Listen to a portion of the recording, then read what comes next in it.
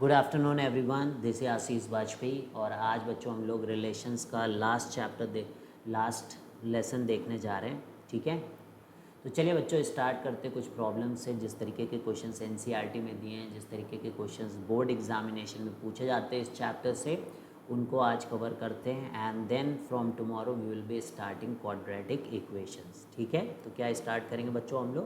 Quadratic chapter अब start करने वाले हैं। ठीक है, तो so that the relation R defined on the set A of all triangles in a plane as R is equal to T1 comma T2, T1 is similar to T2 is an equivalence relation. ठीक है, consider three right angle triangles T1 with sides 3, 4, 5। ठीक है, ये दिया है T2 with sides 5, 12, 13 and T3 with sides 6, 8, 10। Then which triangles among T1, T2 and T3 are related. ठीक है, तो मतलब क्या है, कुछ समझ में आया? इसमें क्या करना है हमें शो करना है कि T1 T2 के सिमिलर है, ये इक्विवेलेंस रिलेशन प्रूफ करना है।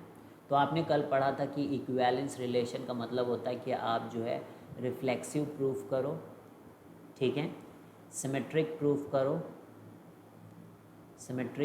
करो और ट्रांजिटिव प्रूफ करो। तो रिफ्लेक्सिव प्रूफ करो, सिमेट्रिक प्रूफ करो, ट्रांजिटिव प्रूफ करो। ये तीनों अगर आप प्रूफ कर लेते हो तो फिर इक्विवेलेंस रिलेशन हो जाता है। ठीक है, क्लियर है? और फिर आपको दिखाना है कि क्या ये ट्राइंगल T1, T2 और T3 एक दूसरे से रिलेटेड है कि नहीं है, ये आपको शो करना है। तो रिलेटेड हैं या नहीं रिलेटेड हैं, इसका मतलब क्या हुआ? इसका क्या मतलब हुआ बच्चों? हेलो, ठीक है, इसका मतलब हुआ कि क्या ये सिमिलर हैं। ठीक है, क्या ये सिमिलर हैं? तो यहाँ पर देखिए बच्चों कि किस तरीके की लैंग्वेज आपको पेपर में लिखनी पड़ती, क्योंकि इस तरीके के क्वेश्चंस आपके बोर्ड एग्जामिनेशन में पूछे जाएंगे। 4 नंबर के क्वेश्चन आते हैं बच्चों, तो this is very very important कि आप समझो कि लैंग्वेज वगैरह क्या लिखी जाती है। ठीक है, तो यहाँ पे देखो बोल कैसे लिखना है आपको। ये तो आपको समझ में आई गया कि इक्विवेलेंस जो है आपको रिलेशन प्रूफ करने के लिए रिफ्लेक्सिव शो करना है, सिमेट्रिक शो करना है और ट्रांजिटिव शो करना है ना, तीनों शो करना है। तो जब आपका फंक्शन जो है, मतलब आपको अगर रिफ्लेक्सिव दिखाना होता है, तो इसका मतलब आपको शो करना होता है कि A बिलोंग्स टू R, है ना। ये याद है ये A बिलोंग्स टू R, ये आपको शो करना पड़ता है फॉर रिफ्लेक्सिव रिलेशन। तो इसका मतलब कि जो ट्रायंगल है, जो आपने एक ट्रायंगल लिया है, वो खुद से जो है सिमिलर है कि नहीं है, ये आपको शो करना है। क्या अब आपका आंसर क्या होगा? एक ट्रायंगल क्या खुद से सिमिलर होता है कि नहीं होता है? तो वो तो होता ही है ना। एवरी ट्रायंगल, यही देखो यहाँ पे लिखा हुआ है, we know that every triangle is similar to itself, यानी हर ट्रायंगल अपने आप से सिमिलर है। तो इसका मतलब क्या हुआ कि R जो है रिफ्लेक्सिव हो गया, है ना, क्योंकि याद होगा आपको A बिलोंग्स टू R होना चाहिए। तो हर ट्रायंगल अपने आप से सिमिलर होता है, इसलिए ये पॉइंट क्या हो गया कि रिफ्लेक्सिव हो गया। अब देखो सेकंड पॉइंट किस तरीके से आप शो करोगे। अगर T1 जो है सिमिलर है T2 के, अगर T1 T2 के सिमिलर है, तो क्या T2 T1 के सिमिलर होता है कि नहीं होता? तो बिल्कुल ही होगा। अगर T1 T2 के सिमिलर है तो ऑब्वियसली T2 भी T1 के सिमिलर होगा। हेलो समी, ठीक है, तो T1 अगर T2 के सिमिलर है तो T2 भी T1 के सिमिलर हो जाएगा, यानी कि ये दोनों ही जो है यानी कि सिमेट्रिक रिलेशन हो जाएगा। A, B अगर R में है तो B, A भी R में हो जाएगा। इसी तरीके से अगर T1 T2 के सिमिलर है और T2 T3 के सिमिलर है, तो हमें शो करना है कि T1 T3 के भी सिमिलर है। तो ये होता है, अगर T1 T2 के सिमिलर है, T2 T3 के सिमिलर है, तो T1 T3 के भी सिमिलर होगा। तो इस तरीके से ये इक्विवेलेंस जो है आपका रिलेशन हो जाएगा। लेकिन किस तरीके से लिखना होता है, दैट इज़ वेरी इंपॉर्टेंट। तो ये तो आप रिफ्लेक्सिव का समझ गए, आपने लिख दिया कि every triangle is similar to itself, है ना, ऐसा लिख के आपने इस बात को शो किया। फिर बच्चों सिमेट्री कैसे शो करोगे, let T1 comma T2 belongs to R, है ना, तो मतलब कि T1 T2 सिमिलर है, R रिलेशन क्या है, हाँ, तो क्योंकि होता है कि भाई T1 T2 रिलेशन में का मतलब यहाँ पे रिलेशन है कि एक दूसरे के सिमिलर है, तो अगर T1 T2 सिमिलर है तो देखो कैसे लिख रहे हैं, T1 is similar to T2। अब हम सेंटेंस को बदल के लिख सकते हैं बच्चों, T2 is similar to T1, तो वो रिलेशन में क्या हो गया कि T2 is similar to T1।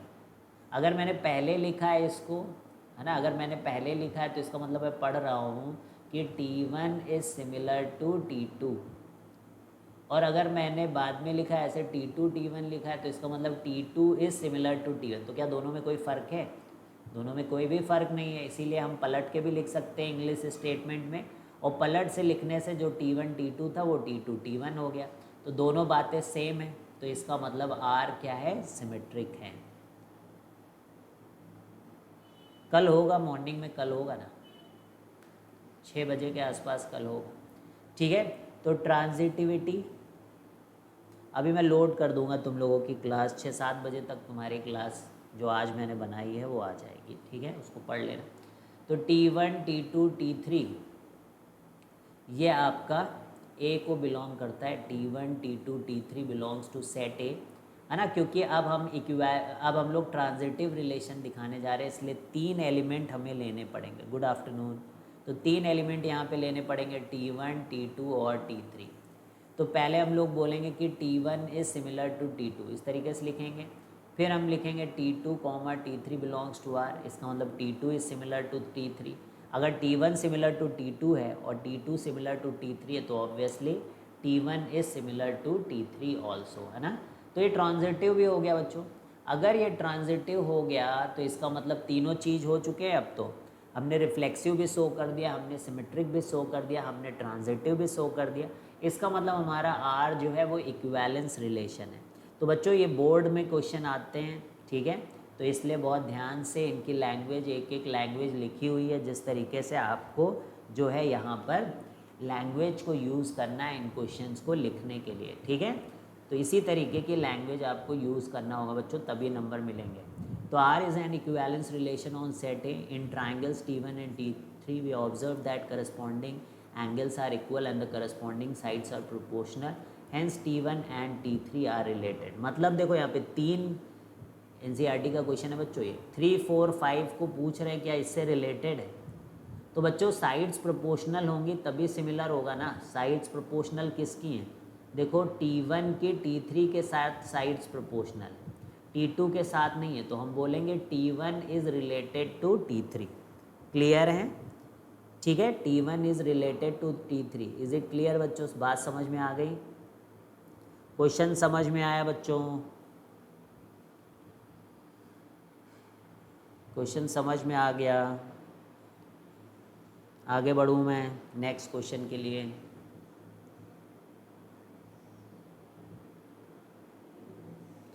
चलो, so that the relation R on the set A, तो हमारे को सेट दिया गया 1 2 3 4 5 given by mod A minus B is an equivalence relation, ठीक है।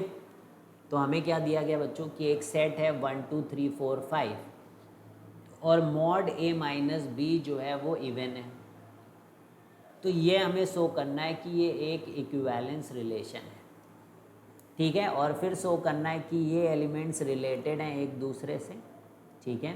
और फिर शो करना है ये भी एक दूसरे के रिलेटेड हैं, बट ये वाले एलिमेंट्स किसी से भी रिलेटेड नहीं है, ठीक है। ये वाले एलिमेंट इस वाले एलिमेंट से रिलेटेड नहीं है। तो बच्चों NCERT में क्वेश्चन दिया है, CBSE 2009 में ये क्वेश्चन पूछा गया है बोर्ड एग्जामिनेशन के अंदर, ठीक है। तो देखो बच्चों यहाँ पे अब रिलेशन क्या पहले समझो कि mod A minus B is even और हमारे ए सेट के एलिमेंट्स हैं 1 2 3 4 5। तो सबसे पहले आपको इक्विवेलेंस रिलेशन अगर शो करना है तो आपको रिफ्लेक्सिव शो करना पड़ेगा, सिमेट्रिक शो करना पड़ेगा और ट्रांजिटिव शो करना पड़ेगा।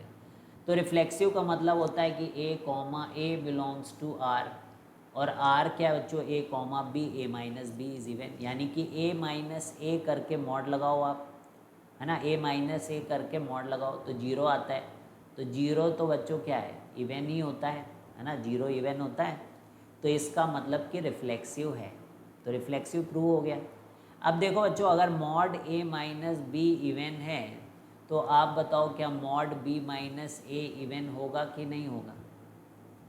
तो ऑब्वियसली होगा बच्चों। अगर मान लो हम बोलते कि 5 माइनस 3 इवन है, तो क्या 3 माइनस 5 मॉड इवन होगा कि नहीं होगा? तो ऑब्वियसली होगा, है ना। ए माइनस बी लिखो या बी माइनस ए लिखो, मॉड के अंदर दोनों तरीके से चीज़ों को लिखा जा सकता है, ठीक है। क्योंकि बाहर तो मॉड लगा है तो प्लस माइनस का कोई फ़र्क नहीं पड़ता है, it will be always positive, ठीक है। इसलिए बच्चों ये इवन होगा। लेकिन अब लिखना कैसे, दैट इज़ इम्पॉर्टेंट। तो ये लैंग्वेज वगैरह बहुत ध्यान से आपको देखना होगा बच्चों कि किस तरीके से लिखना है। तो let A comma B belongs to R, then A comma B belongs to R का मतलब कि A minus B is even. अब प्रॉपर्टी से कि अगर मॉड एक्स है तो उसको हम लोग मॉड माइनस एक्स भी लिख सकते हैं मॉड के अंदर, ठीक है। तो अब क्या करें, हम यहाँ पे माइनस से मल्टीप्लाई कर दें अंदर ही अंदर, तो b माइनस ए भी इवन हो जाएगा। अब पहले a माइनस बी इवन है तो a कॉमा बी रिलेशन में लिखते थे, अगर b माइनस ए कर दिया तो बच्चों b कॉमा ए हो जाएगा।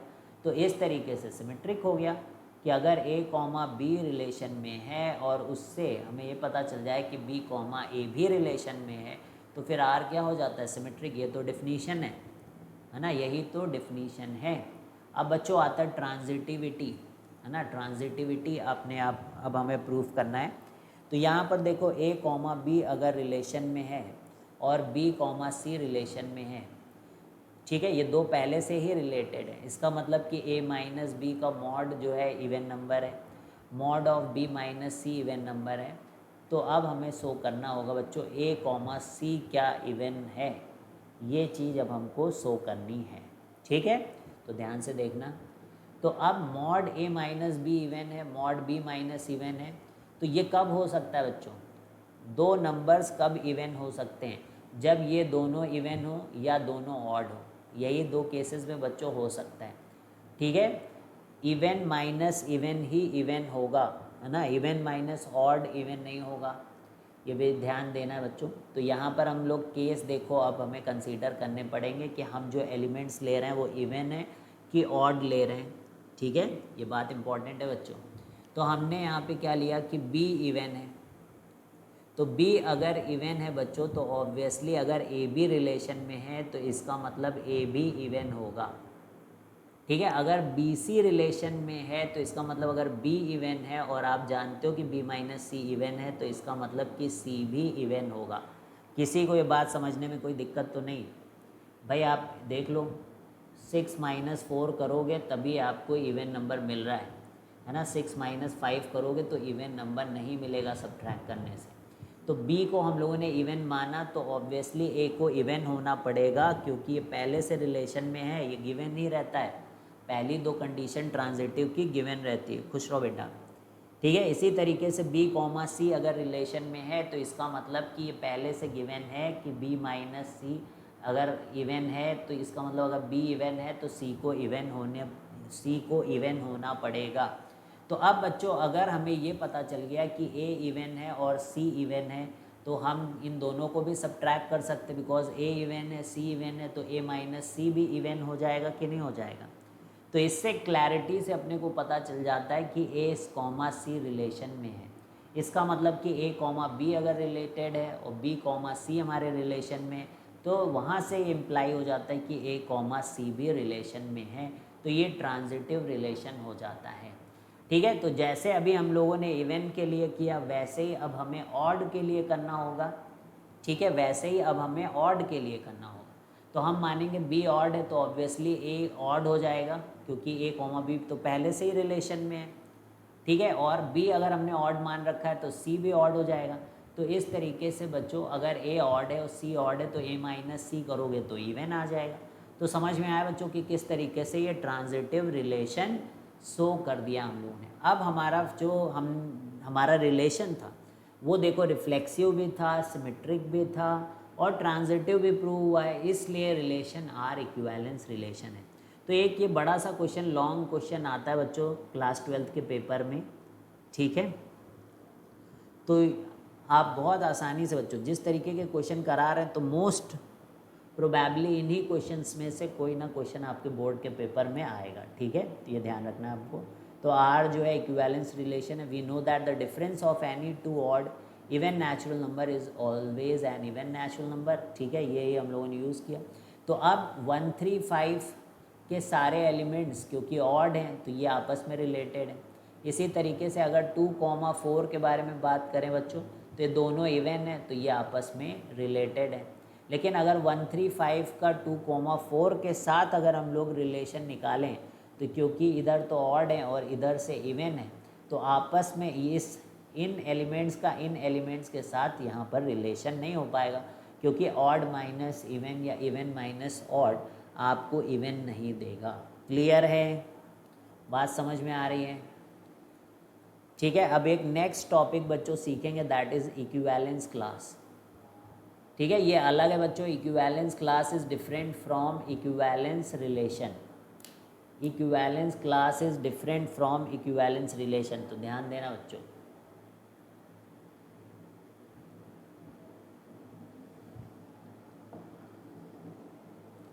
ठीक है, तो यहाँ पे देखो, तो इक्विवेलेंस क्लास क्या होता है, तो इसकी डेफिनेशन भी ध्यान से आपको देखनी है। तो किसी भी relation R in a set A, the set of all elements related to any element a belonging to A is denoted by A. इस तरीके से बच्चों सिंबल होता है इसका, ठीक है। तो क्या सिंबल है, देखो बच्चों, अगर मान लो एक्स ए का एलिमेंट है जिस पे रिलेशन डिफाइंड है और एक्स जो है ए के साथ अगर रिलेटेड हो तो ए के साथ जितने भी एलिमेंट्स आए हैं, ए के साथ जितने भी एलिमेंट्स आए हैं हम लोग बोलेंगे कि वो इक्विवेलेंस क्लास ऑफ ए हैं। ठीक है, अभी क्वेश्चन करोगे तो ज़्यादा आपको इसके बारे में क्लैरिटी मिलेगी। ठीक है, अब देखो यहाँ से ये एग्जाम्पल समझो आप। तो मान लो ए सेट है हमारा 1, 2, 3, 4, 5 और रिलेशन है बच्चों हमारा यहाँ पर 1, 1, 1, 3, 1, 5, 2, 3, 2, 4, ये हमारा रिलेशन है। अगर हमसे कोई पूछता है कि इक्विवेलेंस क्लास ऑफ 1, तो देखो 1 से जितने भी रिलेटेड हैं, जैसे 1, 1 से 3 रिलेटेड है, 1 से 5, तो इस एलिमेंट का सेट लिख देना कि 1 के साथ कौन कौन रिलेशन में था। तो 1 के साथ 1 रिलेशन में, 1 के साथ 3 रिलेशन में, 1 के साथ 5 रिलेशन में, तो ये इक्विवेलेंस क्लास ऑफ 1 हो जाएगा। इसको बच्चों ज़रूर कंफर्म करना कि आपको आया कि नहीं आया। ठीक है, इक्विवेलेंस क्लास ऑफ 1, तो आप रिलेशन में जाके देखो कि इसके साथ कौन कौन इमेजेस हैं। तो 1 के साथ 1 है, 1 के साथ 3 है, 1 के साथ 5 है, तो ये बच्चों इक्विवेलेंस क्लास ऑफ 1 हो जाएगा, 1, 3, 5। अगर कोई पूछता है कि इक्विवेलेंस क्लास ऑफ 2 लिखो, तो आप देखो कि 2 के साथ कौन कौन रिलेटेड है। तो 2 के साथ 3 है, 2 के साथ 4 है, तो ये इक्विवेलेंस क्लास ऑफ 2 हो जाएगा। ठीक है, क्लियर है? तो that will be equivalence class of 2। तो आगे बढ़ते हैं हम लोग। तो अब एनसीईआरटी का क्वेश्चन है, सीबीएसई 2010 में पूछा गया था बच्चों। ठीक है, तो सो दैट द रिलेशन और on the set A such that कि x जो है आपका इंटीजर है और x की वैल्यू लाई करती है 0 से लेकर 12 के बीच में। तो यहाँ पर क्या बता रहे हैं कि a, b में ऐसा रिलेशन है कि a को b से जब हम लोग सब्ट्रैक्ट करेंगे तो मल्टीपल ऑफ 4 आएगा और ये एक इक्विवेलेंस रिलेशन है। सबसे पहले हमें शो करना है, ठीक है, and then we have to find the set of all elements related to 1 that is equivalence class 1। फिर हम लोग देखेंगे कि 1 से, है ना, मतलब 1 को सब्ट्रैक्ट करें अगर ए वाले एलिमेंट से, तो फिर देखें कितने मल्टीपल ऑफ 4 आएंगे। ठीक है, तो ये बहुत इंपॉर्टेंट, देखो बोर्ड में आ रहे हैं इस तरीके के क्वेश्चंस, इसलिए बहुत ध्यान से आपको बच्चों यहाँ पर देखना है। तो सबसे पहले आप अपने सेट को डिफाइन कर लो, क्योंकि यहाँ पे क्या दिया था, देखो हमारा सेट कैसे डिफाइंड है, ए कि x belongs to z and value lies between 0 to 12। तो यानी कि बच्चों 0 से 12 के बीच में, यहाँ पे इक्वल का साइन है बच्चों, ठीक है, यहाँ पे पहले इक्वल का साइन लगा लो। ठीक है, तो फिर कौन कौन से एलिमेंट बच्चों आ जाएंगे 0 से लेकर 12 तक जो इंटीजर हैं। तो 0 आ जाएगा, 1 आ जाएगा, 2 आ जाएगा, ये 12 आ जाएंगे। अब आपको क्या करना है बच्चों, a minus B is a multiple of 4, है ना। तो अब क्या करो, पहले तो रिफ्लेक्सिव शो करोगे। तो अगर रिफ्लेक्सिव में क्या होता है कि दोनों सेम रखने पड़ते हैं, जैसे a minus B is a multiple of 4, तो b की जगह भी a रखना पड़ता है। तो ये तो पता ही है आपको, a माइनस ए 0 हो गया, तो 0 तो हर चीज़ का मल्टीपल है, तो यानी कि रिफ्लेक्सिव तो प्रूव हो गया। ठीक है, किसी को दिक्कत तो नहीं है रिफ्लेक्सिव को प्रूव करने में, है ना। और तो इससे हमें पता चल गया भाई ए कॉमा ए इज़ रिलेटेड, तो आर इज़ रिफ्लेक्सिव। लैंग्वेज बच्चों देखो, लैंग्वेज ही इसीलिए सब लिखा हुआ है आपके सामने। लैंग्वेज कैसे लिखनी है बोर्ड एग्जामिनेशन के अंदर, ठीक है। तो let A comma B is, है ना, इज़ रिलेटेड टू आर, तो यानी कि ए कॉमा बी रिलेशन में आर के, तो यानी कि मॉड ए माइनस बी अगर मल्टीपल ऑफ 4 है, यानी कि इस तरीके से 4 का मल्टीपल है, का मतलब क्या हो गया 4 टाइम्स लेमडा। अब हमें पता है बच्चों की प्रॉपर्टी ऑफ मॉडुलस से कि मॉड ए माइनस बी को हम लोग मॉड बी माइनस ए लिख सकते हैं। तो अगर यहाँ पे बोल रहे हैं कि मॉड ए माइनस बी जो है मल्टीपल ऑफ 4 है, तो मॉड इसी को रिप्लेस कर सकते हैं हम लोग, मॉड बी माइनस ए भी मल्टीपल ऑफ 4 लेमडा है। तो हो गया ये B comma A is related to R, यानी कि यहाँ से पता चल गया अपने को कि आर जो है वो सिमेट्रिक है। ठीक है, क्लियर है, आर जो है वो सिमेट्रिक है। तो इस तरीके से बच्चों ट्रांजिटिव अब शो करेंगे। तो ट्रांजिटिव शो करने का मतलब कि ए कॉमा बी अगर रिलेशन, यानी कि mod of A minus B is multiple of 4, और बी सी जो है वो रिलेशन में पहले से 2 मानने पड़ते हैं, यानी कि बी माइनस सी भी मल्टीपल ऑफ 4 है। तो अगर ये दोनों हैं तो हमें क्या शो करना पड़ेगा कि ए कॉमा सी भी जो है रिलेटेड हैं, यानी कि ए माइनस सी भी करेंगे तो भी वो मल्टीपल ऑफ 4 आएगा। तो mod A minus B is a multiple of 4, and ये तो ऑलरेडी गिवन चीज़ है, तो ऐसे लिख लो आप, mod A minus B is equal to 4 lambda, mod B minus C is equal to 4 times mu, कोई भी नेचुरल नंबर। तो भाई मॉड हटा के आप लिख लो a minus B is equal to plus minus 4 lambda, और बी मॉड हटाते तो प्लस माइनस आता ही है, ये पता ही आपको। अब क्या करो बच्चों, आपको ए माइनस सी जनरेट करना है, तो आप दोनों को ऐड कर लो, तो ए माइनस सी आ जाएगा, और प्लस माइनस 4 कॉमन ले लो बच्चों, तो कोई एक नया आ जाएगा। तो ये प्लस माइनस अगर हटा दें तो mod A minus C is multiple, ये हो जाएगा 4 टाइम्स के। तो यहाँ से प्रूव हो गया ना कि ए कॉमा सी भी मल्टीपल ऑफ 4 है। ये प्रूव हो गया कि नहीं प्रूव हो गया कि ए कॉमा सी भी मल्टीपल ऑफ 4 है, यानी कि mod A minus C is equal to 4 times K है। तो ये प्रूव हो गया कि आर जो है वो ट्रांजिटिव रिलेशन है। ठीक है, तो यानी कि सिमेट्रिक प्रूव हो गया है, रिफ्लेक्सिव भी प्रूव हो गया है, ट्रांजिटिव भी प्रूव हो गया, तो आर जो है इक्विवेलेंस रिलेशन प्रूव हो गया है। क्लियर है, तो समझ में आ गया बच्चों, तीनों प्रूव कर लिया तो इक्विवेलेंस रिलेशन हो गया, तीनों प्रूफ कर दिया तो इक्विवेलेंस रिलेशन हो गया। अब बच्चों यहाँ पर एक और भी क्वेश्चन था, देखो बच्चों एक और भी क्वेश्चन था, इक्विवेलेंस तो समझ में आए। Find the set of all elements related to 1 that is equivalence class 1, यानी 1 से अगर हम लोग सब्ट्रैक्ट करें तो वो मल्टीपल ऑफ 4 आना चाहिए, है ना। तो आप क्या लिखोगे बच्चों, इधर तो 1 लिख दो और आगे वाले x पता करते, तो mod x minus 1 is equal to 0 multiple of, है ना, 0 से लेकर 12 तक में मल्टीपल ऑफ 4 के लिए हम लोग लिख लेंगे ऐसे, 0 हो, 4 हो, 8 हो, 12 हो। तो अब मॉड हटा के लिखते हो बच्चों, निगेटिव नंबर लेने नहीं है ना, 0 से 12 तक ही था। तो x minus 1 is equal to 0, तो यहाँ से x बराबर 1 आ जाएगा। x माइनस 1 को 4 के बराबर करेंगे तो 5 आ जाएगा। x minus 1 is equal to 8 करेंगे तो 9 आ जाएगा। लेकिन जब आप x minus 1 is equal to 12 करोगे तो x 13 आ जाएगा, लेकिन x 13 तक गया ही नहीं है, हमारे सेट में केवल 12 तक अपने को लेना था। याद है अपने को कहाँ तक लेना है, 12 तक लेना है, तो यानी कि वो एक एलिमेंट नहीं आ पाया। ठीक है, ये 12 नहीं आ पाया। तो कौन कौन आया बच्चों, 1 आया, 5 आया और 9। अब देखो 1 के साथ ये सब रिलेटेड है, यानी कि ये बन रहे हैं आपके मल्टीपल्स ऑफ 4। तो इसको क्या कहते हैं बच्चों, इक्विवेलेंस क्लास। समझ में आया, equivalence relation is a different thing and equivalence class is a different thing.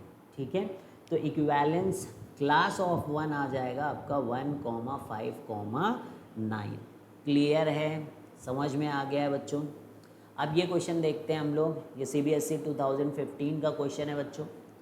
ठीक है, CBSE 2015 का क्वेश्चन है ये।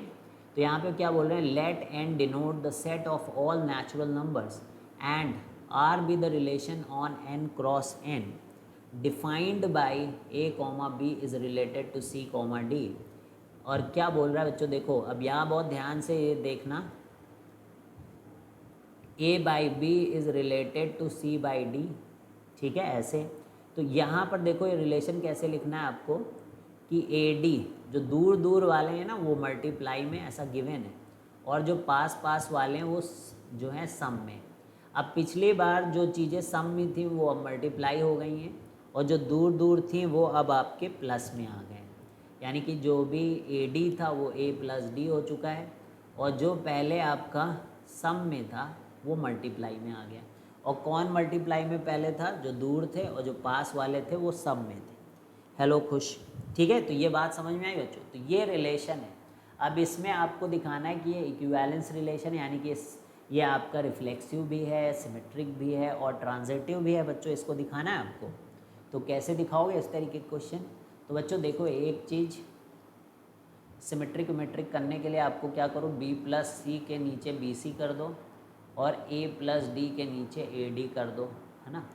तो ये b अपॉन बी सी करोगे तो 1/c प्लस 1/ कितना हो जाएगा b, और यहाँ से 1/d प्लस 1/a। तो इस तरीके से बच्चों हम लोग ये वाली चीज़ को यूज़ करके जो है यहाँ पर प्रूफ करेंगे, ठीक है। तो ये चीज़ अभी आप देखना। तो अब सबसे पहले बच्चों जब आप यहाँ पर दिखाने जा रहे हो कि ये जो है रिफ्लेक्सिव है, तो रिफ्लेक्सिव अब एक एलिमेंट का नहीं है बच्चों, तो अब आपका ए कॉमा बी अगर रिलेटेड आ जाए ए कॉमा बी के तब रिफ्लेक्सिव होगा ना। ए कॉमा बी अगर रिलेटेड आ जाए ए कॉमा बी के तब रिफ्लेक्सिव होगा, तभी होगा रिफ्लेक्सिव। तो क्या करना है आपको बच्चों, दूर दूर वालों को मल्टीप्लाई करना है, यानी कि ए बी, दूर दूर वालों को मल्टीप्लाई करना है ए बी, और पास पास वालों को प्लस करना है। तो ए बी और ये दोनों प्लस। अगली बार क्या होता है बच्चों, जो दूर दूर वाले हैं उनको प्लस में लिखना है, यानी कि ए प्लस बी, और जो मतलब जो ए प्लस बी लिखा हुआ है वो प्रोडक्ट में। तो ये दोनों चीज़ तो बच्चों सेम ही लिखी हुई हैं, है ना, ये दोनों चीज़ तो सेम ही लिखी हुई हैं। A B into A plus B is equal to A B into A plus B, तो ये चीज़ तो सेम ही लिखी है, ठीक है।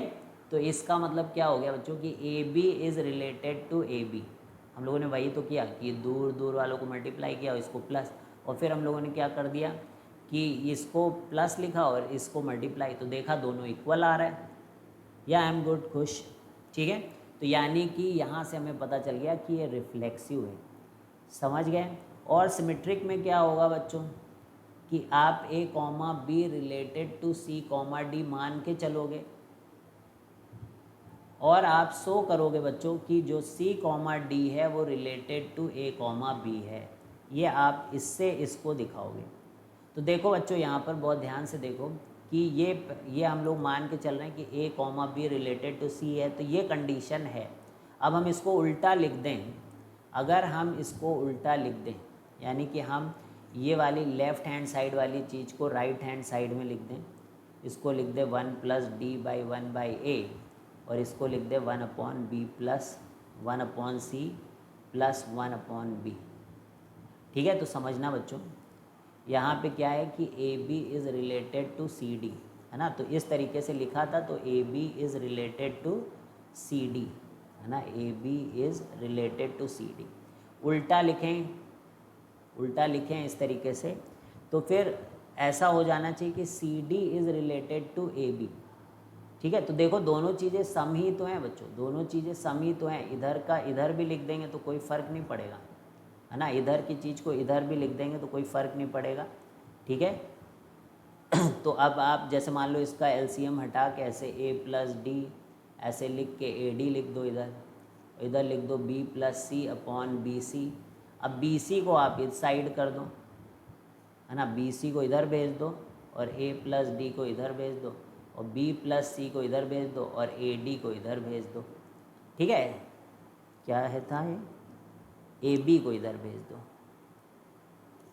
ए प्लस डी अपॉन, एक सेकेंड, ए प्लस डी अपॉन ये ए डी है, ए डी को इधर भेज दिया है ना।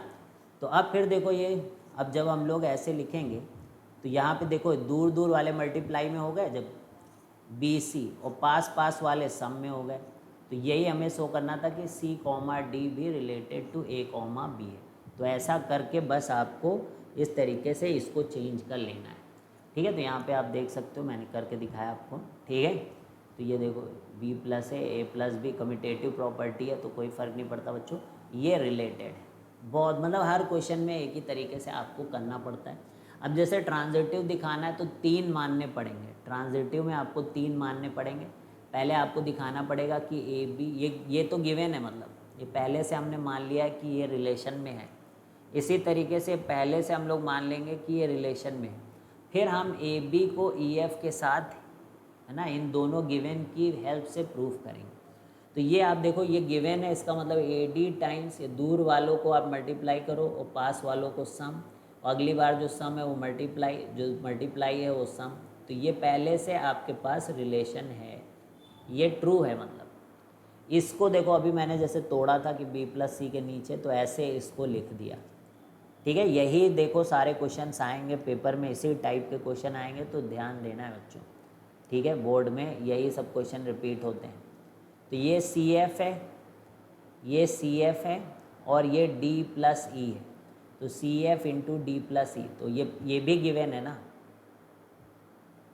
ओके कोई बात नहीं ठीक है। तो ये दूर वालों को मल्टीप्लाई कर लो सी एफ, और जो पास वाले हैं वो सम डी प्लस ई, और फिर आपके पास वालों को मल्टीप्लाई करो और इनको, है ना, जो सम में लिखे थे उनको मल्टीप्लाई कर दो। तो यहाँ से भी इसी तरीके से करो, तो आपके पास क्या आ गया, 1/d plus E is equal to 1/c plus F. अब इन दोनों की मदद से हमें तीसरा वाला प्रूफ करना होगा, ठीक है। इन दोनों की मदद से हमें तीसरा वाला प्रूफ करना होगा। तो हम क्या करेंगे, इन दोनों को ऐड कर देंगे। तो ऐड करोगे तो क्या आएगा, 1 plus B by C plus 1/d plus 1/e is equal to 1/a plus 1/d। तो बहुत सारी चीज़ें कट जाएंगी बच्चों इसमें, तो जो जो कट जाए उसको उड़ा दो। 1/d उड़ गया, 1/d उड़ गया, 1/c उड़ गया, 1/c उड़ गया। तो यहाँ पे आ रहा है 1/b plus 1/e is equal to 1/a plus 1/e। अब आप इसको फिर से वैसे ही कर लो, सम और प्रोडक्ट में b plus E upon B, और ये कितना हो जाएगा, a plus F upon A F. तो एक बार क्या करो, ए एफ को इधर ले जाओ और b को उधर ले जाओ और शो कर दो, तो फिर ये आपका ट्रांजिटिव में आ जाएगा। देखो यहाँ पे कट कर दिया, ए एफ को इधर ले गए, b को इधर लिख गए। अब जो दूर दूर थे, है ना, उनको ऐसे लिखोगे रिलेशन में ए एफ, और जो सम वाले थे उनको ऐसे पास पास में। तो देखो ये अपने आप ही आ गया, मतलब हम लोगों ने लिखा थोड़ी नहीं है। तो ये लिखने के बाद हमने शो किया कि देखो भाई दूर दूर वाले यहाँ लिखने जाते, जो प्रोडक्ट में होते हैं वो दूर दूर ये होते हैं, और जो ये पास पास है वो यहाँ होते हैं। तो ये अपने आप ही रिलेशन प्रूव हो गया। तो समझ में आया किस तरीके से करते बच्चों, प्रैक्टिस करनी पड़ती है, ठीक है, इन क्वेश्चंस की। और ज़्यादा क्वेश्चंस आपको नहीं करने, जो प्रीवियस ईयर में क्वेश्चंस आए हैं, ठीक है, वही रिपीट होते रहते हैं। जो एनसीईआरटी में क्वेश्चन दिए गए हैं क्लास 12th में, इस चैप्टर से वही क्वेश्चन वापस से बार बार आते रहते हैं, ठीक है। तो बहुत ही आसान चैप्टर होता है बच्चों। बस कुल मिला के इतनी ही इसी टाइप के कुछ कुछ सवाल हैं, इनकी लैंग्वेज को आपको बस देखना होता है, दैट इज़ इम्पॉर्टेंट। लैंग्वेज सही नहीं लिखोगे तो नंबर जो है कट जाएंगे। सही तरीके से जैसे लैंग्वेज बुक में दी होती है वैसे ही आपको लिखना होता है पेपर में, ठीक है। तो यहाँ तक समझ में आ गया बच्चों किस तरीके से रिफ्लेक्सिव और सिमेट्रिक और ट्रांजिटिव। देखो बोर्ड के क्वेश्चन थोड़े से अलग हैं, है ना, कुछ इस टाइप में है कि कैसे हम लोग प्रूफ कर रहे हैं, है ना, तो उसी तरीके के ही क्वेश्चन आते हैं, ध्यान रखना है। अब देखो बच्चों, अगर m कोई आर्बिट्रेरी बट फिक्स्ड इंटीजर है, तो दो इंटीजर अगर a एंड b को कॉन्ग्रुएंस मॉडलों में बोला जाए, ये पढ़ा था हम लोगों ने पिछली बार, आप लोग पढ़ाया भी था कि अगर a minus B divisible by m है, a minus B is divisible by m, तो हम लोग लिखेंगे a b मॉड m, ऐसे लिखते हैं ना। इसका मतलब होता था कि a minus B is divisible by m।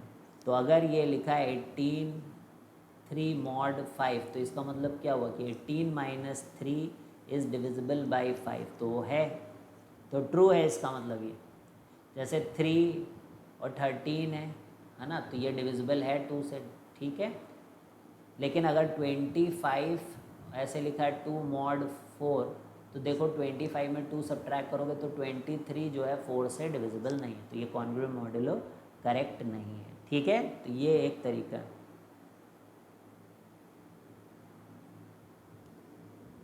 हाँ जी, जगह चेंज कर दी,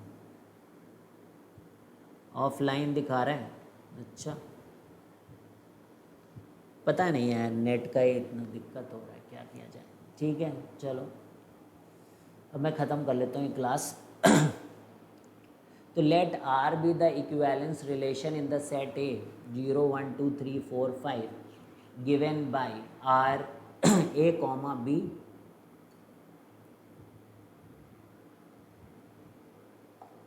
कि 2 divides A by B A minus B, right the equivalence class 0।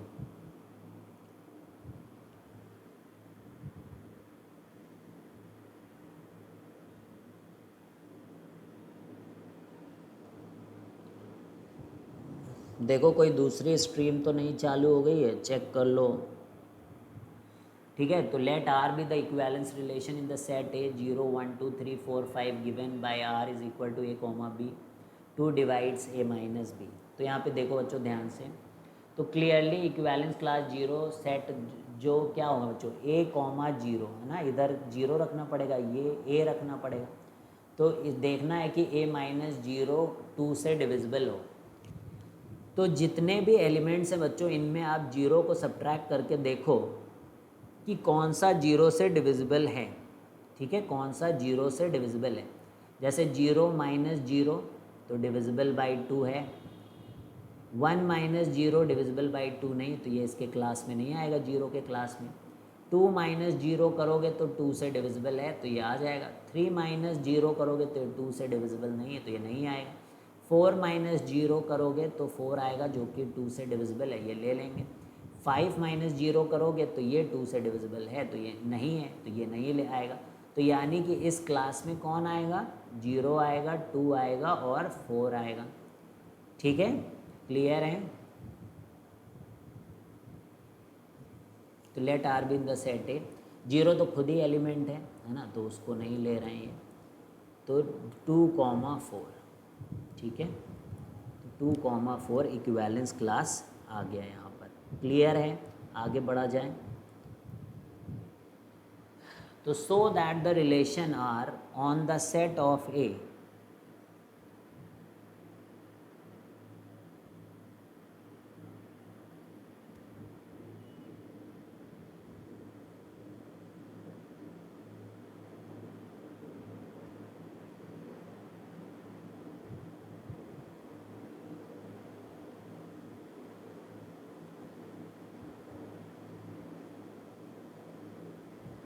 आ रहा है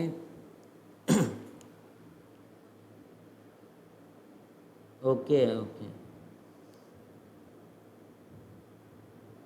हाँ आई थिंक वो बीच में ऑफलाइन हो गया होगा, तो दूसरी स्ट्रीम चालू हो गई होगी, ठीक है। तो समझ में आ गया। तो so that the relation R on the set of A of points in a plane is given by P comma Q, ठीक है, पी कॉमा क्यू। तो यहाँ पे distance of the point P from the origin is same as the distance of the point Q from the origin is an equivalence relation.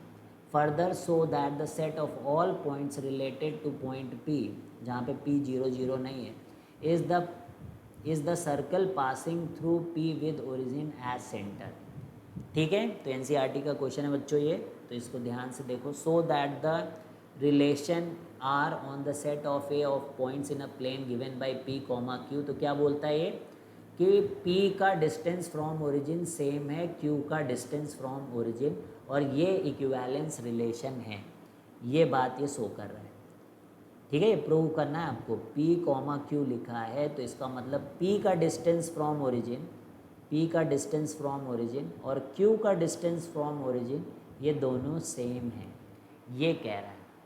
तो P और P अगर बच्चों आप कर लोगे, है ना, जैसे कि अब आपको क्या करना पड़ेगा, रिफ्लेक्सिव दिखाना पड़ेगा। तो आप क्या लिखोगे कि P कॉमा P रिलेटेड, इसका मतलब P का डिस्टेंस फ्रॉम ओरिजिन और P का डिस्टेंस फ्रॉम ओरिजिन सेम ही बात है ना भाई। P का डिस्टेंस फ्रॉम ओरिजिन बोलो और P का डिस्टेंस फ्रॉम ओरिजिन बोलो तो हो गया ना, सेम ही हो गया, यानी कि P comma P is related. अब आप बोलो कि P कॉमा Q, यानी कि P का डिस्टेंस फ्रॉम ओरिजिन और Q का distance from origin is same. तो ऐसे बोल दो, Q का distance from origin and P का distance from origin is same, तो Q कॉमा P हो जाएगा। ठीक है, तो सिंपल है, मतलब मैं क्या बताऊँ, इतना आसान है। ठीक है, तो यानी कि let O denote the origin, इसलिए यहाँ देख लो फटाफट, O P is equal to O Q, तो यानी ओ पी बराबर ओ पी। अगर दोनों एक ही पॉइंट है तो भैया डिस्टेंस तो सेम ही रहेगा ना, तो P comma P is related to R, मतलब रिफ्लेक्सिव है। ठीक है, क्लियर है। और अगर P comma Q is related to R, तो आप लिख रहे हो ओ पी बराबर ओ क्यू, तो आप ऐसे भी तो लिख सकते हो ओ क्यू बराबर ओ पी। तो जैसे ओ क्यू पहले लिखा तो Q पहले लिखना पड़ेगा और P पीछे। हो गया भाई, P Q belongs to R से आप Q comma P belongs to R तक पहुंच गए। समझ में आया। P comma Q belongs to R लिखा है, इसका मतलब ओ पी, मतलब ओरिजिन से P की distance is equal to origin से Q की डिस्टेंस। अब आप चाहते हो कि पहले लिखा हो कि ओरिजिन से Q की distance is equal to origin से P की डिस्टेंस, तो Q को इधर कर दो, P को, ये तो कर ही सकते हो ना इक्वालिटी में, इधर वाली चीज़ उधर लिख दो, उधर वाली चीज़ इधर तो लिख दो, ये आ गया, तो ये सिमेट्रिक हो गया। अब इसी तरीके से बच्चों ये दो चीज़ें पहले से दी रहेंगी कि O P is equal to O Q and O Q is equal to O S. अब बताओ ओ पी अगर ओ क्यू के बराबर है, ओ क्यू बराबर ओ एस है, तो ज्योमेट्री में आपने किया ही होगा कि ओ पी भी ओ एस के बराबर हो जाएगा। ठीक है, तो ये अब क्या हो जाएगा, P comma S belongs to S, P comma S belongs to R हो जाएगा कि नहीं, तो ये आपके रिलेशन में आ जाएगा। ठीक है, तो इस तरीके से R हमारा ट्रांजिटिव हो जाएगा और R जो है वो एक इक्विवेलेंस रिलेशन हो जाएगा। ठीक है, इसीलिए R जो है एक इक्विवेलेंस रिलेशन हो जाएगा। ठीक है, तो बात समझ में आ गया, सिमेट्रिक प्रूफ कर लिया और और क्या प्रूफ किया, सिमेट्रिक प्रूफ कर लिया, रिफ्लेक्सिव प्रूफ कर लिया, ट्रांजिटिव प्रूफ कर लिया। अब ये क्या कह रहे हैं कि ये सर्कल है, ये कह रहे हैं कि further show that the set of all points related to a point P which is not origin is a circle passing through point P with a origin. तो सर्कल की तो प्रॉपर्टी है, देखो भाई सर्कल की प्रॉपर्टी है कि नहीं, अगर ये ओरिजिन है और P किसी का भी एक फिक्स पॉइंट से डिस्टेंस अगर हमेशा सेम रहता है, जैसे P का O के साथ, Q का O के साथ, R का O के साथ, हमेशा ही एक फिक्स पॉइंट से अगर डिस्टेंस सेम रहता है तो वो सर्कल की डिफिनीशन है कि नहीं, that is the definition of a circle, यानी कि ये रिलेशन सर्कल को शो करता है। तो कैसे लिखना है, तो देखो कैसे लिखना है, let P be a fix point in set A and Q be any point in set A such that PQ is related to R।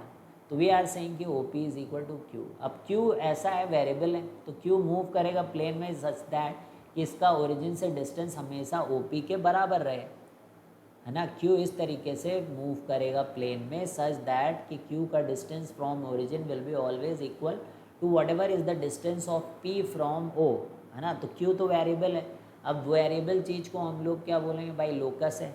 तो सर्कल पे कोई भी पॉइंट ले लो, यानी Q को घुमाते रहो घुमाते रहो घुमाते रहो, तो ये हमेशा मान लो ये P है ना।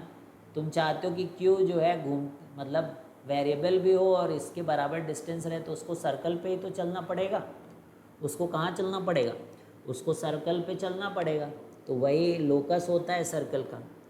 ठीक है, यानी कि locus of Q is a circle with centre at the origin and radius OP, hence the set of all points related to P is the circle passing through P with origin O as centre. Clear है बच्चों, समझ में आई गया, I think आ गया बात समझ में। Prove that the relation R on the set n cross n defined by A comma B related to CD that implies कि A plus D is equal to B plus C। अब देखो दूर दूर वाले भी सम हो रहे हैं और पास पास वाले भी सम हो रहे हैं। अभी जैसे एक क्वेश्चन था, ठीक है, तो इसको आपको शो करना है कि ये इक्विवेलेंस रिलेशन है और फिर आपको इक्विवेलेंस क्लास 2,3 के लिए और 1,3 के लिए निकालना है। CBSE 2010 का क्वेश्चन है ये, ठीक है। तो लैंग्वेज वाले क्वेश्चन है बच्चों। बहुत सारे बच्चे लैंग्वेज जो नहीं लिख पाते सही सही, उनके सब गलत हो जाते हैं बोर्ड एग्जामिनेशन में। तो ध्यान देना है बच्चों यहाँ पर, ठीक है, कि किस तरीके से यहाँ पे बोला जा रहा है। तो AB रिलेटेड टू AB आपको प्रूफ करना है बच्चों, ठीक है। तो देखो, तो हम लोग क्या करेंगे कि लेट A, B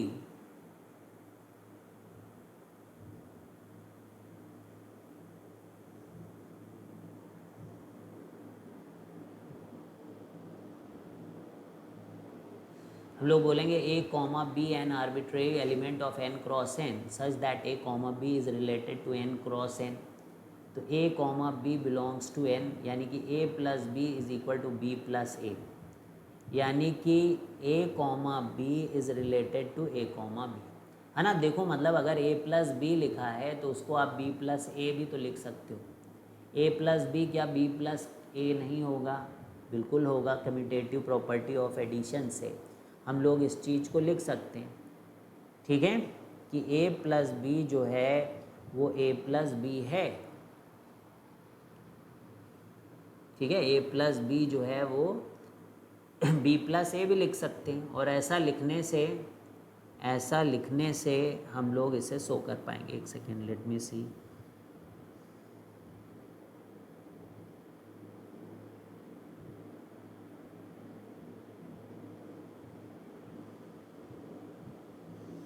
चलो, तो A plus B is equal to B plus a, तो यानी A, B is related to A, B। This is commutative property of addition, ठीक है।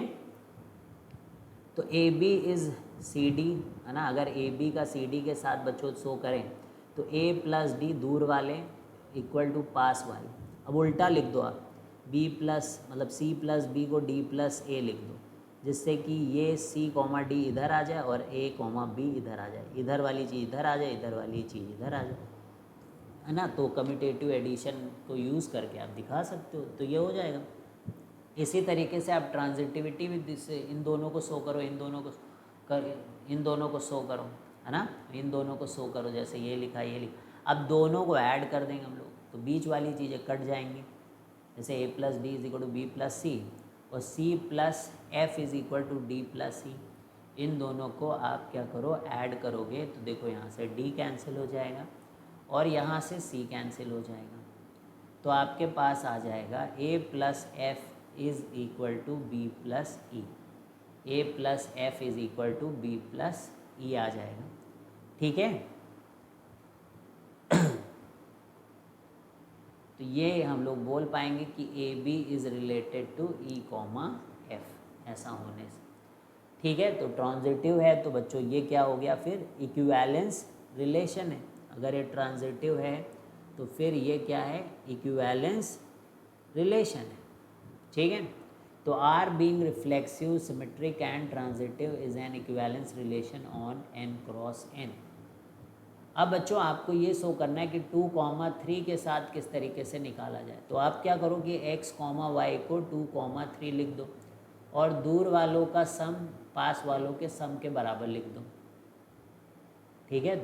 दूर वालों का सम पास वालों के सम के बराबर लिख दो, यानी कि x plus 3 is equal to y plus 2 लिख दो। तो y की वैल्यू क्या आ जाएगी, x प्लस 1। तो अब क्या करना है आपको, y ये हो गया, यानी कि इधर रहेगा x और इधर भाई x तो ये है और y क्या है, उससे एक ज़्यादा। तो इस तरीके के सारे नेचुरल नंबर्स आपके इस इक्विवेलेंस क्लास ऑफ 2,3 में आएंगे, क्योंकि 1, 2, 2,3, 3, 4, 4, 5 इस तरीके से ये आपके इक्विवेलेंस क्लास में आएंगे। तो इसी तरीके से बच्चों अगर आप 7, 3 लिखना चाहते हो तो x, y is related to 7, 3, तो x plus 3 is equal to y plus 7। तो x plus 3 is equal to y plus 7, तो यहाँ से y is equal to x minus 4। तो आप क्या लिखोगे, x लिखोगे और इधर क्या लिखोगे, x माइनस 4, यानी कि इधर 5 लिखा तो इधर 1, इधर 6 लिखा तो इधर 2, है ना। ये नेचुरल नंबर में 7 और 3 मतलब 4, 4 का अंतर रहेगा, 8, 4 और 9, 5, ठीक है। ये क्या रहेगा बच्चों, ये रिलेशन में रहेगा। तो क्लियर है। इसी तरीके से बच्चों एक प्रोडक्ट वाला भी है, ठीक है, सब एक ही जैसे कि बच्चों क्वेश्चंस होते हैं ये। अब जैसे प्रोडक्ट है a comma b related to C comma d, तो देखो दूर वालों का प्रोडक्ट इज इक्वल टू पास वालों का प्रोडक्ट, इसमें इक्विवेलेंस रिलेशन। तो आप क्या करोगे, आपने जैसे ए कॉमा बी है तो इसको लिखोगे a B is equal to b a, क्योंकि कम्यूटेटिव होता है ना, ऐसे लिखोगे a B is equal to b a. तो ये A B related to A B हो गया कि नहीं भाई, दूर वालों का प्रोडक्ट तो पास वालों का प्रोडक्ट हो गया ना, A B into B a, तो वो चीज़ यहाँ से ये बन गया, तो ये रिफ्लेक्सिव हो गया। इसी तरीके से आपको सिमेट्रिक भी करना है, तो उसी टाइप की चीज़ें तो ये आप लैंग्वेज देख लो कि किस तरीके से रिफ्लेक्सिविटी शो करनी है आपको पेपर के अंदर, ठीक है। तो इसी तरीके से अब दो ले लो सिमेट्री दिखाने के लिए। तो A B is related to C D, तो क्या लिखोगे, दूर वालों का प्रोडक्ट ये। अब उल्टा करके बच्चों लिखो अगली बार, भाई आप बी सी को सी बी लिख सकते हो, ए डी को डी ए। अब आप क्या करोगे, दूर वाले तो सी बी और डी ए है ना, तो C D related to A B हो गया। तो ये A B related C D से चले और C D related to A B तक पहुंच गए, तो ये क्या है, ये सिमेट्रिक प्रूव हो गया। अब आपको क्या करना है अब आपको शो करना है ट्रांजिटिव। तो 3 मानने पड़ेंगे आपको, A B C D E F 3 मानने पड़ेंगे। ए बी और ये पहले से आपको रखना पड़ेगा कि a d is equal to b c, यहाँ पर आपको c f is equal to d, ठीक है। तो a d is equal to b c और c f is equal to d. तो एक काम करना है, इन दोनों को मल्टीप्लाई कर दो, इन दोनों को मल्टीप्लाई कर दो, तो इसमें से कुछ तो उड़ जाएंगे, है ना, इसमें से कुछ तो उड़ जाएंगे, जैसे डी उड़ गया डी और सी उड़ गया सी, है ना। तो आपके पास आ गया a f is equal to b, ठीक है। तो A B is related to e f, तो A B related to C d and c D related to e f, ठीक है। तो A B C D E f, है ना, ये कट गया तो ये आ गया, तो यहाँ से इम्प्लाई हो गया कि ये ट्रांजिटिव, मतलब इन दो की हेल्प से आप तीसरे को प्रूव कर पा रहे हो, इन दो की हेल्प से आप तीसरे को प्रूव कर पा रहे हो। अब इसमें 2,6 के साथ आपको शो करना है, इक्विवेलेंस रिलेशन लिखना है, इज़ इम्पॉर्टेंट बच्चों। तो एक तरफ आप 2,6 रखोगे, है ना, एक तरफ आप 2,6 रखोगे विद x, y, ऐसे करना होगा। अब आप क्या करोगे, दूर वालों का प्रोडक्ट पास वालों के साथ, यानी 6x is equal to 2y, तो हम इसको कट कर देंगे, तो 3x is equal to y, तो यानी कि x, 3x, y आ गया ना x के टर्म्स में। अब आप 1 रखो, नेचुरल नंबर में था ना ये, 1,3 फिर 2,6, ये इक्विवेलेंस क्लास आ जाएगी। किसकी इक्विवेलेंस क्लास, 2,6 की इक्विवेलेंस क्लास ये आ जाएगी, ठीक है। किसी को परेशानी तो नहीं, ठीक है। एक और कर लेते बच्चों, सो that the number of equivalence relation on the set containing 1,2 and 2,1 is 2। तो अगर हम चाहते कि इक्विवेलेंस रिलेशन बने इसमें, तो ऐसे 2 ही सेट केवल पॉसिबल हैं। तो बच्चों अगर हम इक्विवेलेंस रिलेशन बनाना चाहते हैं तो हमें जो है 1,1, 2,2 और 3,3 तो रखना ही पड़ेगा रिफ्लेक्सिव को प्रूफ करने के लिए, एक ये रिलेशन है। और बोल रहे हैं कि 1,2 और 2,1 ये रख लो बच्चों, तो ये एक इक्विवेलेंस रिलेशन है, ठीक है, ये एक रिलेशन है। क्लियर है कि नहीं है, ये एक इक्विवेलेंस रिलेशन। अब मान लो हम इसको छोड़ के बच्चों कुछ और इसमें से ऐड करते, इतने से तो है ही, अब एक नया बनाने की कोशिश करते, इतना है और कुछ लाने की कोशिश करते हैं। तो मान लो हमने कहा कि हम 1,3 लाना चाहते हैं, तो 1,3 लाना चाहेंगे बच्चों, तो 3,1 भी लाना पड़ेगा हमें।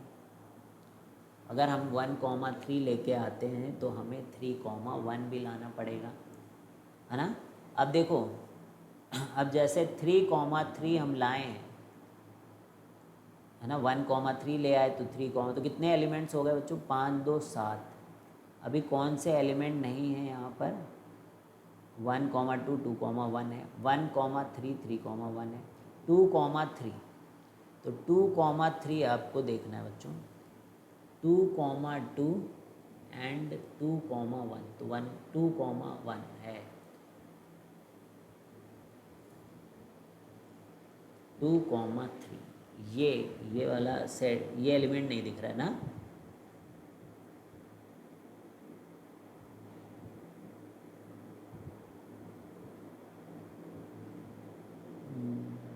टू कॉम, तो ये दूसरा है, ये है क्या, देख लो ट्रांजिटिविटी है कि नहीं है,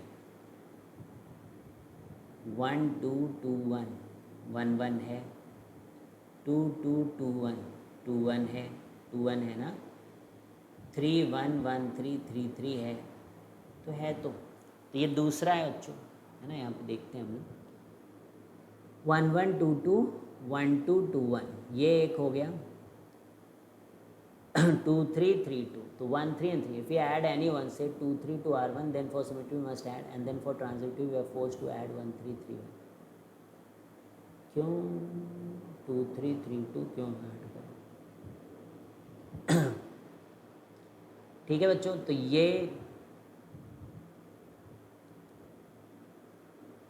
एक ये भी आपका एक बच्चों है यहाँ पर, देखो ये आपका इक्विवेलेंस रिलेशन है ना, इसमें आई डोंट थिंक ट्रांजिटिविटी कहीं पे गड़बड़ा रही है ना, आप भी देख लो कहीं पे 1,1 1,2 1,2 है ना, है ना सब 1, तो ठीक है बच्चों, और एक और रिलेशन बन सकता है, तो बच्चों आई डोंट थिंक ये 2 क्यों आ रहा है ना, क्योंकि एक तो ये है और एक ये है, तो एक और हम लोग यहाँ पर बना सकते हैं, कौन सा, कि ये वाला ना ऐड करें, 3,3 1,2 2,1 हम लोगों ने ऐड किया, ठीक, अब हम लोग इसमें क्या ऐड करें, 2,3 को ऐड करोगे तो आपको 3,2 ऐड करना पड़ेगा, फिर इसकी वजह से जो मतलब ट्रांजिटिविटी आएगी वो 2 2, तो other than this we have other 2,